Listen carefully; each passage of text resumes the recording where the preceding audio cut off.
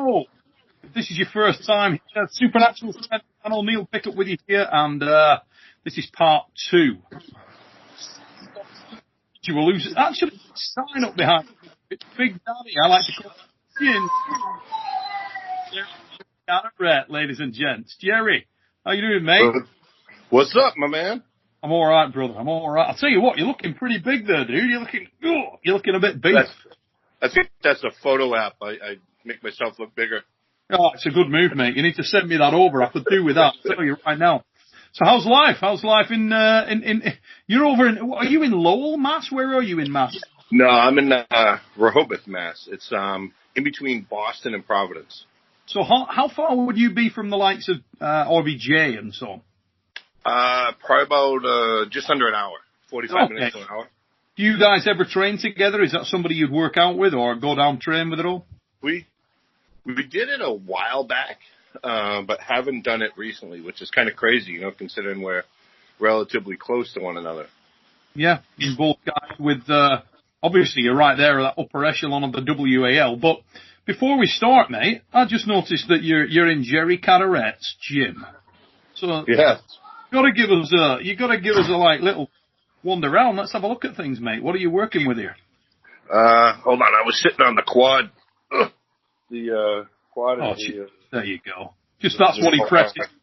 The quad press. Yeah. Just changed around by hand, but over here we got the free weights. I mean the dumbbells, free weights. Got a cardio machine. I think it's called a bike, right? But, yeah, that's the one with the cobwebs on. Cardio machine. Right? Yeah, same as my garage. And then you got and also, mate. Does your son work out in here as well, Mason? Yeah. He's around here somewhere. I don't know where the hell he went, but then got the toy over here. Oh yes, there you go. That's what I'm talking about right there, mate. The Escalade, the new S8. Just got that. That's lovely. You can't beat an Audi, brother. That is the way to go. Yeah. So it's like, there's Mason. Mace. For those of you who don't know, guys, Mason is Jerry's son, and this guy is a future football star. He's a bad man. There he is, Mason Cadorette. Remember the name. That's right. And right now, he's pretty drinking a girl through his dad. That's right. You saved me from having to do that task. There you go, mate. That'll do. Take up your position back on that quad, Jerry Cadorette. Let's get this thing rolling. So, Jerry, last time out, we spoke about sort of your early career and how you came into the sport of arm wrestling. Most fascinating thing for me was the concrete forms thing. Yes. And I've had a lot of comments on that. A lot of people saying, "No way, that's how we developed the press." It's strange. It's funny how things like that just, you know, manifest itself in so many weird ways, but great to find that kind of stuff out, mate. I wanted to move on to some of your sort of legendary opponents and also some of your big appearances and throw a little bit of light on those, Jerry, for us. So the first place I wanted to start, and I got a lot of comments after the first show on this, was around the Nemiroff Cup. So you have been over to Poland, to the Nemiroff World Cup. You competed over there. What was that experience like, mate?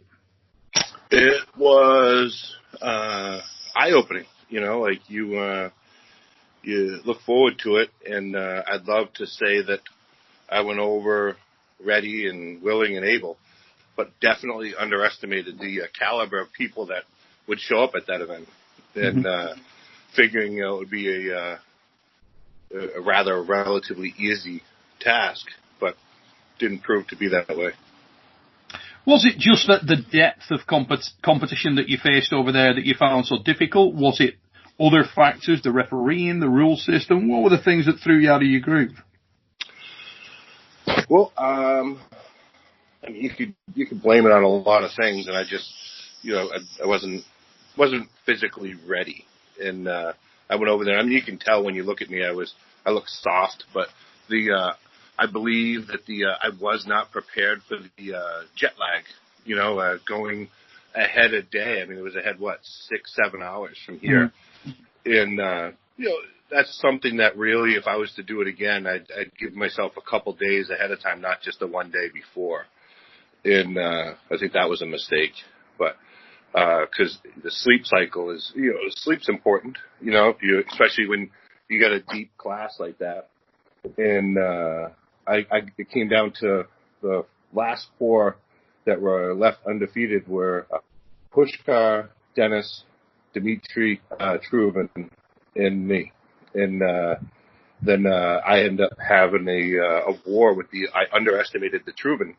Dmitry Trubin, figured I was going to go through him relatively easy. And I think that the way it's structured over there, where Pushkar got a lot of respect, and so did Dennis. Mm-hmm. So opponents did not go against them in the way that you would think that they would. Like, they didn't give them 100%.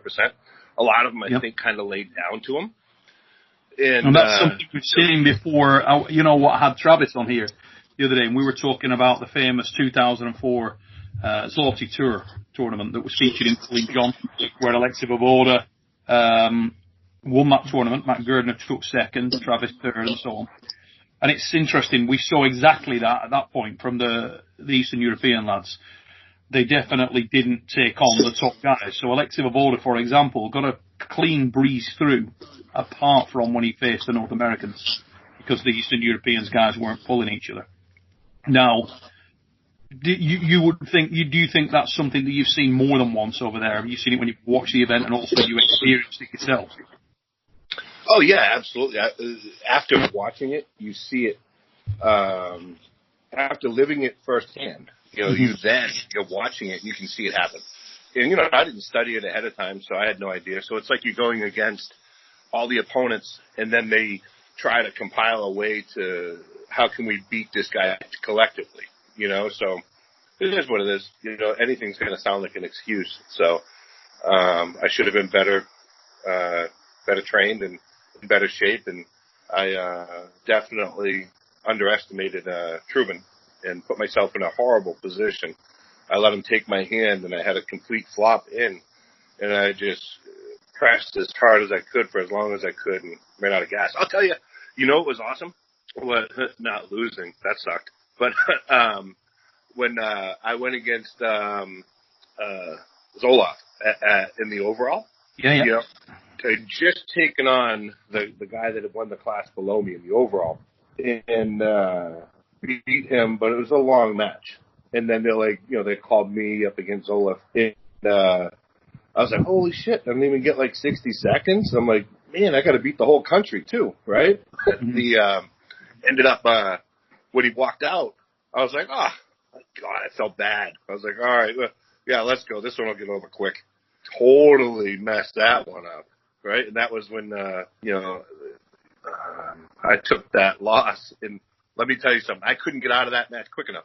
When we went and hit into him, he was a brick shithouse. It was like I went to a little tugboat, right? And then ended up hitting on him, and I was like, oh, shit, it's not going down. So slipped, went in the strap match, and I was like, I got to hit harder, right? And at that point, I was basically out of gas. But then I hit him again, this time in the straps, and went down as far as I could, and he caught me. And I was like, uh-oh. And then so I'm pushing.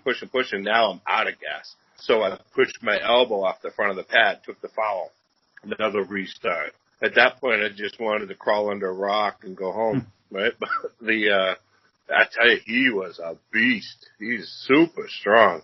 We went again, and same thing. I got the hit, and then he caught me, and he brought me over, and he beat me, right? And it was like the worst feeling in the world. I got beat by someone that was like 100 pounds, right? But I mean, not really, but he was super strong. The Vendetta match was awesome that they set up after that.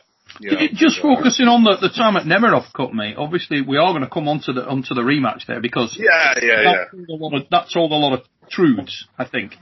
And we've been talking about this quite a lot in recent shows. The difference between one-on-one competition and main draw competition. And obviously, one of the biggest points in there the other day when we were on a different show, Engin, Travis, even Devon, to a large extent, were arguing about the difference, whether you need more stamina in a main draw competition.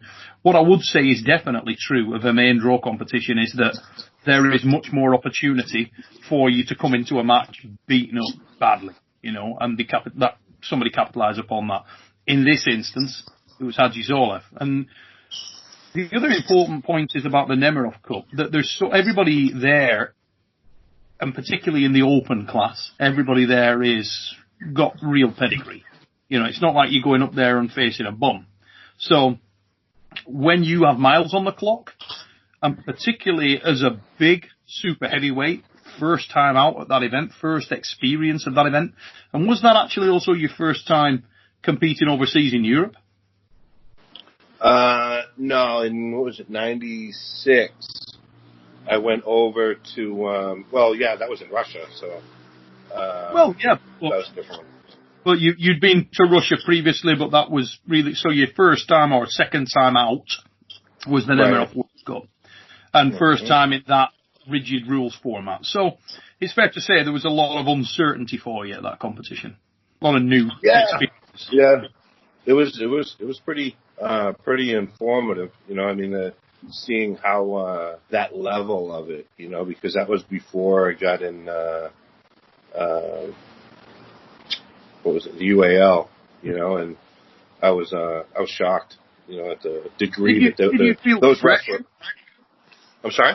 Did you feel the pressure that day, mate, at Nemiroff Cup? Because you were such a big lad, were you conscious of the fact that people might be looking on you to lose? And when you looked around backstage before you went out there and you were seeing, and let's be honest, the open class happened when you'd watched all these guys pull all day. So you knew at that point that you were facing some badasses. Also, it's important to note that there's sort of a rumour factory when you go over there, pre-tournament, in the tournament when you're walking around. There's a lot of chatter, a lot of people telling you, oh, this kid's strong, this guy's strong, that guy's strong. Do you absorb that, or did it wash over you? Does that bother you at all? I definitely think it was an intimidation factor where you see so many people, like you said, in one tournament. You go to a big tournament on a big level, and you got maybe 3 or 4, elite, not even so much elite, but 3 or 4 contenders. Over there, legitimately, you had 8 to 10 contenders that could have taken first that day, or at least names-wise, that have won elite-level competitions. So it was definitely, like you said, the draw plays a huge factor.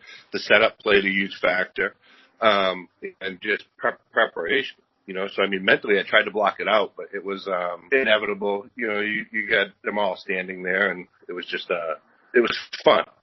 Do you think there's any truth in this, mate? The funny thing is, I've seen you compete many times in tournaments that are stupidly deep like that. The Yukon Jacks would be great examples of exactly what I'm just talking about. You had a field of killers there as well, really strong guys. Aliens are facing monsters at the table.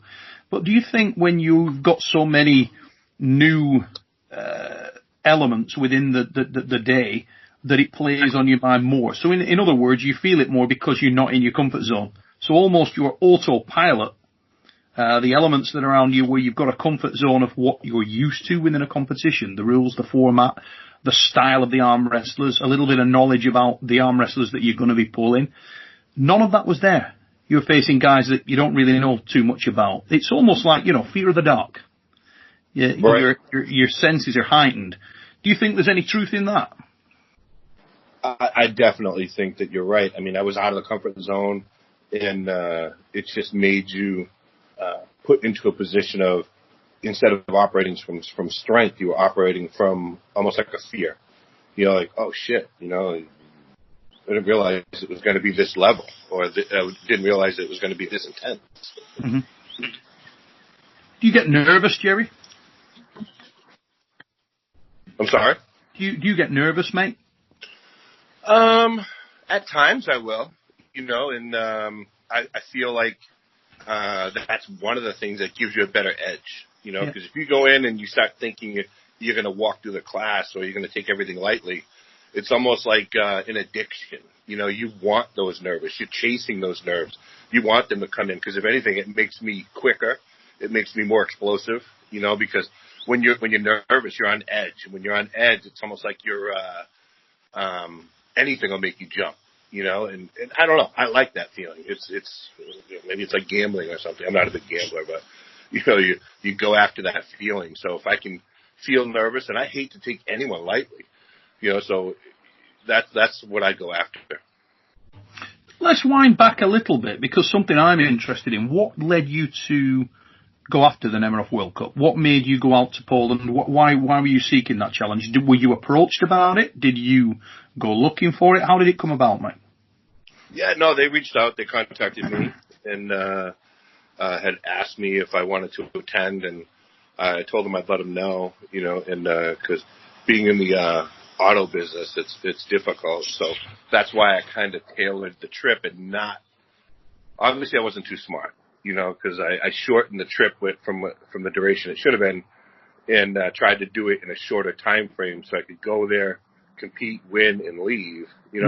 Almost like it was in a United States meet. You know what I'm saying? Which is what I would do for a U.S. meet. You get there the day before, you compete. Yeah.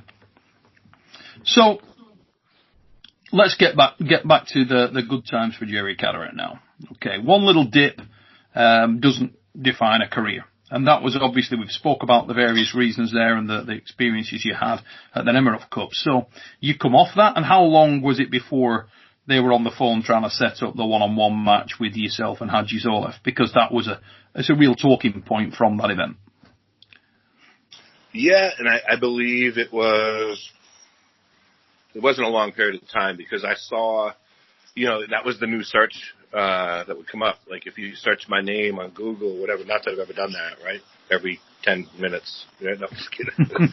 But it would come up, and that was the match. It was like David versus Goliath, and, the little guy won, right? And, oh, man, it was something I couldn't let me live. I couldn't live it down. I had my friends and family say, "Damn, the guy's like, less weight than your daughter, and he beat you," right? And I'm like, oh, man. So I was anxious to get the match as well. And did you request it, Jerry? Did you noise in that direction? I'd like to say I came up with it. I didn't come up with it. They called me, and I jumped at the bit as soon as it was announced. I was like, God, yes. So that fueled me to train and get in shape, and I went into that match super strong. It happened to be on my daughter's birthday, right? So I brought her with me to Las Vegas, and so I wasn't going to lose, but B, I definitely wasn't going to lose in front of my family, right? So I ended up I had to put everything I had into making sure I was 100% ready. Did you do anything different for that match, mate? Did you obviously you'd had a little bit of experience of Hadji then?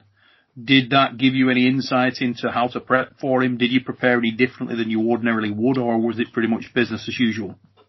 No, I focused more on endurance, and I think that's probably about when I started tailoring my workouts, and I stayed consistent with that as I trained going from there forward, where I would look to do the heavier weight for a lot more reps, and I was doing holds, and I was doing a lot of negative work, because having felt how strong he was. Now, granted, he went through his class pretty easily, so I believe he was fresher than I was, but obviously that day he was better than me. But I knew that he couldn't beat me if I trained to beat him, right? And it was inevitable if I'm almost double his weight, and I felt super confident in my abilities.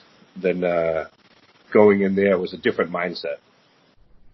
Did you sort of feel like, or were you very conscious of the fact that the first time you guys met at the Nemiroff Cup, you had big holes in your game in terms of you'd already been battered in the match with Trubin and so on? So do you think that maybe lulled him into a false sense of security? Oh, God, yeah. I think that he honestly felt like he was going to win. Like when he went to Vegas and we had met ahead of time, I could sense that he had that. Now, obviously, everyone should have a mindset that they're in it to win it. But, he almost seemed like he was overconfident, like he had beat me when I was at my best. But in essence, he beat me when I was not prepared, right? So I don't know if he underestimated the match, but watching him pull John afterwards and after pulling, and he was manhandling John, I felt pretty damn good. Yeah, as you should, mate. It's a hell of a win. Haji's a beast. There's no doubt about it. Extremely powerful lad.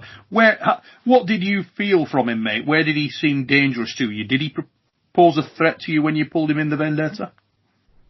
No, in the Vendetta, in all honesty, go look at the matches. And I almost felt as though this was just a bad setup. You know, like he there was nothing he could do. You know, and I had Arson come up to me, and it was one of the last matches, and he'd come up to me and said, "Hey, can you make this one look a little better?" And I was like, "Huh?" And he goes, out of respect or whatever, and I says, "Yeah, that's fine. I'll do whatever he wants." I felt confident I could win in any position, and so the last match, if you watch, it was just I literally just held on to him, and then he ended up pinning himself. Yeah. How much do you think shock played into that, factored into that? Because when you've pulled a guy and you've beaten him, and then you show up and you feel like you're pulling an entirely different hombre, that's going to backpedal you quite a lot. If you feel that kind of power change or differential, I'm sure, and he will have had a little bit of pressure as well, because everybody's talking about, he's already beaten Jerry. So he's probably feeling that expectation in a similar way to how you felt it when you went the other way, I know they're very different circumstances, but the travel was going to be potentially a factor for him. And also he'll have felt the pressure that he had to do it again. And you're not an easy guy to beat, and he must have been conscious from watching the event when you were over in Poland that this time you hadn't pulled Trubin. You hadn't had a massive crop of heavyweights to have to charge through. It was a very, very different day. So when he felt that power go down in the first round, I can imagine that it panicked him a little bit. Were you aware of that? Did he show any signs of it at the table when you were coming up for the sort of second round and so on? Yeah, I could see each time he came up to the table, it was like he lost a little bit. It was like all the wind was taken out of his sails. Yep. Like he came up that first match gung-ho and thought it was going to be something epic. And I wanted to make, damn sure that that first match was going to be a defining point for me, where I was going to lay it right there on the table and show him what was up. And so after I took that first win, you could see he came in the next one maybe 90%, and then the next one like 70%. Then the next one, which was the halfway mark, he was maybe half. And I just was like, okay, good. Yeah, this is the way it was supposed to be. Did he give you many different looks, mate, in terms of the technical side of things, or did he run out of options real quick? Because you're the type of arm wrestler that it's very, very difficult to get around. There's sort of two ways that you can do it, because you don't mind losing your hand. So if a guy attacks your hand and wrist with a top roll and it doesn't work, if he hasn't got that much more power than you, which few people have, from the centre, he's going to be in serious trouble. His only other option there is to meet you literally wrist on wrist and keep bone to bone. How did he try that in round one? Was he trying to sort of bully you? Yeah, he tried to go inside, but that didn't work. And obviously, and then he tried to almost post back and see if he could, take me out and let me get worn out. Probably trying to do a rendition of what Trubin did. And that didn't work because I was able to power right through that. So, like I said, he ran out of options at about stage 2, right? Yep. So he tried a couple different things, and then really there was nothing else to do. He just was deflated. Was there any conversation from your side? Did you give him any verbals or no? No, I was a little, and I'm not really I'm not that guy that goes out there and wants to degrade anyone, or, I've done every match there is to do, and I'm not, I'm not the Devin, right? And wants to go on social media and do that type of stuff, right? But although it's good for the sport, right? And, or the Travis. But when we were talking, before the match, I said, "You don't think you can win, do you?" And his English and my Russian they're never going to meet, right? So I don't think he totally got what I was saying. But Arson, he's a funny shit. I like Arson. Mm-hmm. He was like, no, he thinks he's going to win, right? And then I was like, what? I was like, man. I said this. Okay, well, that ain't going to happen. right? So, again, I use that as fuel. So, when you do face a puller that talks, when you do face somebody, and let's be honest, you've pulled a few. I mean, the two men you just mentioned, Travis and Devon, they get at you big time mentally. Does that bother you, mate? Does it unsettle you? How does that make you feel, or how does it make you react? You know, what's funny is I like both those guys, right? And we hang out, we drink, we socialize, we're friends, right? And it's just when you're at the table, it's you're no longer friends. You know, I'm looking at it like they're going to take the food away from my kids, you know, and I'm going to go over there and you have to give them a bitch slap. But beforehand, they do their thing. Everyone does it differently, right? Devin likes to get in your head. Travis likes to get in your head, right? And they're good at what they do. But to me, it really doesn't bother me, right? And I must have videoed myself maybe 20 times trying to talk smack back, and I never published one because every one I'm like, oh, man, I sound like an idiot. Oh, man. You know, I'm like, my 5-year-old would do a better job, you know? So I was like, I'll get ridiculed on me trying to ridicule someone. So I'm like, I get it. I'm just going to kick his ass on the table. It's funny, isn't it? Because Travis Bagent may be the biggest smack talker. For charisma, he's second to none. He really is. He's got bucket loads. I mean, he's got A-list celebrity charisma, that guy, without a shadow of a doubt.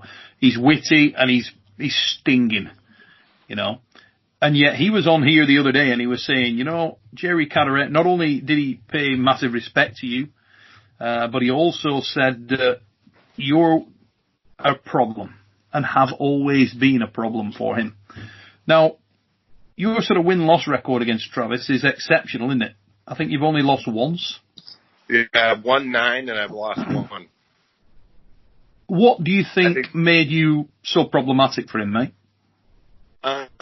I think that Travis is explosive, and he's got that hit, and he also can get in your head, right? So with me, it's just tougher to get in my head, right? But I have a quick hit too, right? For a big guy, I think I'm quick, right? And I've never said, okay, boom, and I've been exploded and smashed, right? Yeah. Never flashed. And so being able to explode and get my body behind him is a huge problem for Travis, right? So, because it's almost like I can put myself in a blocking position. And if I can take away his hit, which most people, if they've taken away Travis's hit, that's where the battle is in his favor. You know, unless, like, Travis is awesome at what he does, and I love Travis. And Richard Lupkus had him, and this was at that UAL, and stopped his hit, was bringing him over, and then Travis was able to hold on, and he got right in his head. He told him, he goes, don't stand up, don't stand up, don't stand up. You know, it's like a meme that goes through my head, you know, because that's someone should make that into a meme, right? And where he did it, and then Richard fell trapped right to it, so he stood up, and then Travis won, right? And I was like, oh no, you took the bait, right? But you gotta love Travis. How difficult is a match when you're pulling someone like that, mate, for you? When you're pulling someone that tries to mentally defeat you before you go in, does it make you angry? Does it make it easier to train? Or does it make it more difficult? Do you feel more pressure and nerves? Because I know you're not an emotional guy, but you are a very highly principled guy.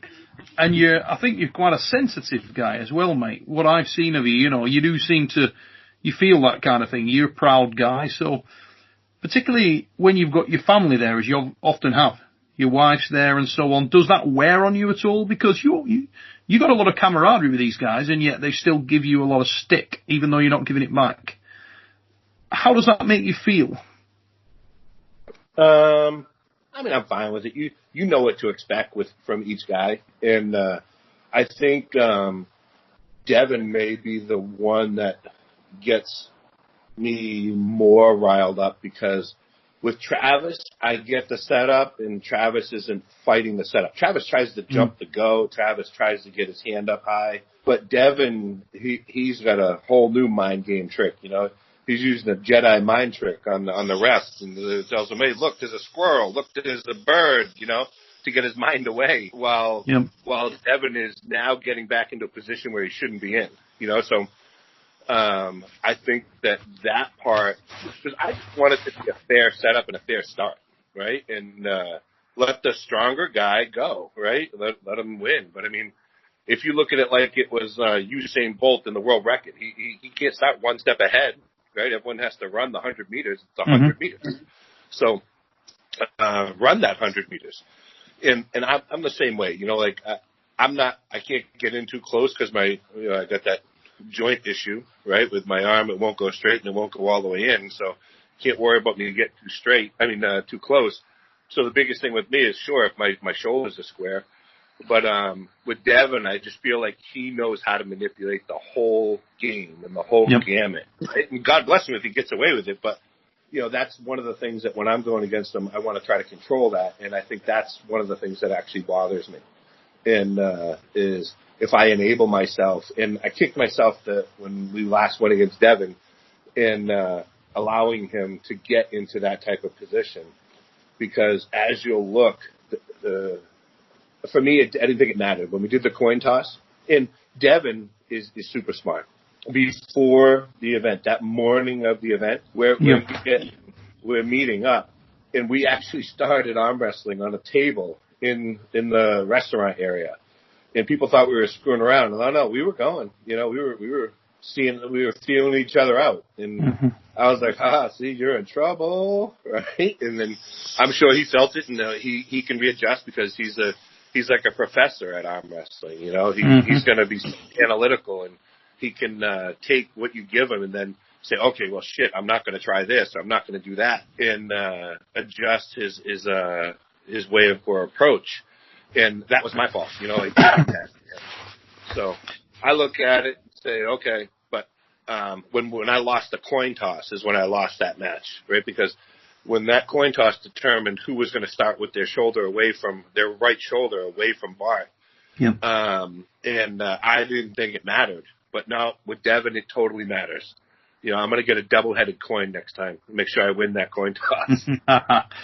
Was that your first encounter with Devin, mate? Was that the first time you'd ever pulled him? First time we ever pulled in a meet. Yeah. We locked up a few times before, but never. Tournament arm wrestling with a referee. That was your first encounter. Did you learn anything from that, Jerry? Yeah, don't let him cheat. Don't let him manipulate the ref. He's strong and he's smart, but like I said, if I can keep him square, I'm confident I can win. It's interesting. A lot of people say that the sport has evolved recently, and you've been in this thing for 30 years. You've pulled the very best in the game for that period of time. Do you sort of advocate that view? Do you think that the sport's evolved a great deal in terms of what people are throwing at you technically now? Do you see a lot of different looks, or are you not really conscious of that? And why I think that's such an interesting question for you particularly is because of your own almost unique style, that attacking dead press off the start. Is that sort of the great equalizer? Yeah, I think that we've seen a lot of different things coming into arm wrestling, and I think the King's move, that was new, right? And no one else really arm wrestled on a knee, right?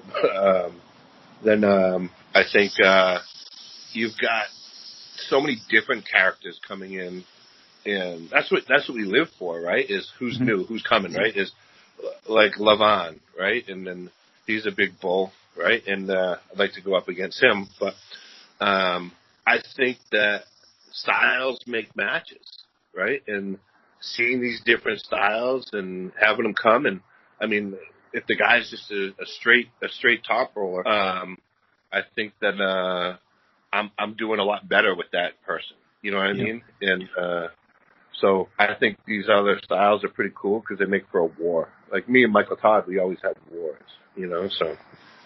Yeah, certainly on the next part, I want to focus with yourself on these guys individually and break them down a little bit. I'd like to get your opinions on the Eastern European guys that are overseas, and also the one that's coming over to the World Armwrestling League, and Eddie Quickpina.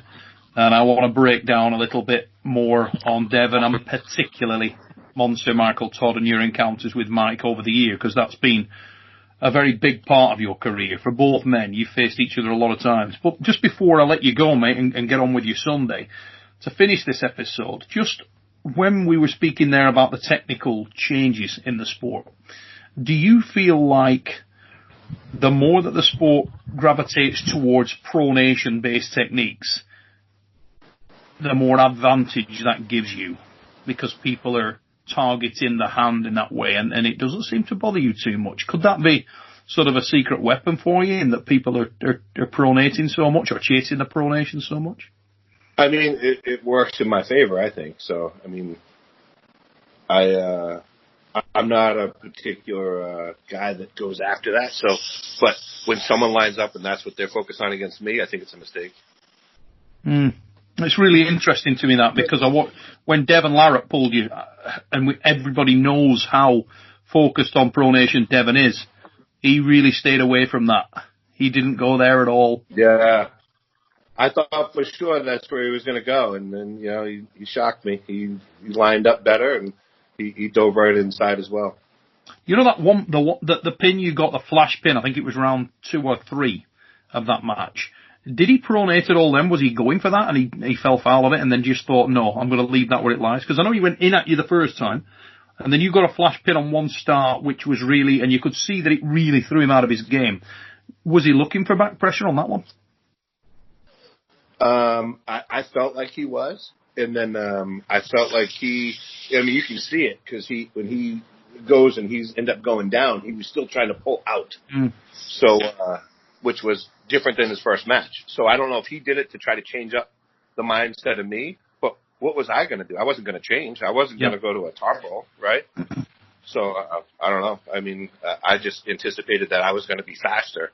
In that match, it was really who got to the center quicker, and that's why he, you know, utilized that other side of the table to make sure that he could get the edge with the shoulder turned in.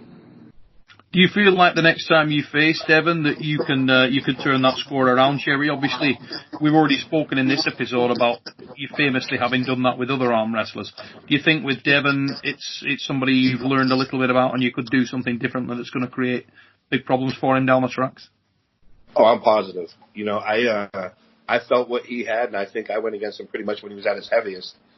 And I felt his level of strength, and I know now what I just needed to do, and I'm fine. I'm 100% confident that if we line up again, it'll go the other way.